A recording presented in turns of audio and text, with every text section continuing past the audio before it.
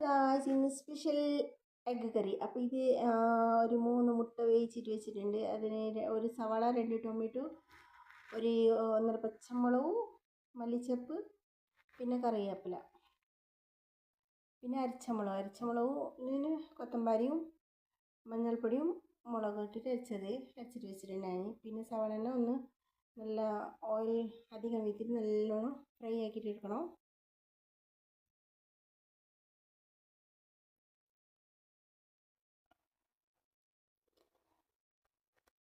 ഇതാ എണ്ണ സവാള നല്ല ഫ്രൈ ആയിട്ടുണ്ട്. പിന്നെ അതിന് ശേഷം ടൊമാറ്റോയും പച്ചമുളക് ഇട്ടിട്ട് ഒന്ന് വാട്ടി കൊടുത്ത് അതിന് ശേഷം അരച്ചമുളകും ഇട്ട് അതിന് കുറച്ച് നേരം ഫ്രൈ ആക്കാൻ വിടണം. അതൊന്ന് ഫ്രൈ ആയിട്ട് വരുമ്പോൾ പിന്നെ ആ മുട്ടൻ്റെ കാമ്പിനെ ഒന്ന് പൊടിയാക്കിയിട്ടിട്ടുണ്ട് അതിലേക്ക്.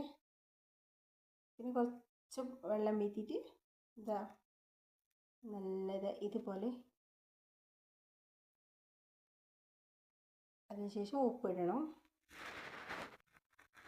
തിളച്ച് വരുമ്പോൾ ആ ബാക്കി മുട്ടനെ അതിൽക്കൊന്ന് ഇട്ടിട്ട് വീണ്ടും ഒന്ന് തിളപ്പിച്ചെടുക്കണം. പിന്നെ മല്ലിച്ചപ്പ് മുകളിലിട്ട് ചപ്പാത്തിക്ക് കഴിക്കാൻ നല്ലുണ്ട്. ചപ്പാത്തിക്ക് കഴിക്കാനും പത്തലിന് ഇതിനെല്ലാം നല്ല ടേസ്റ്റ്, നല്ല പാങ്ങാണ് കഴിക്കാൻ.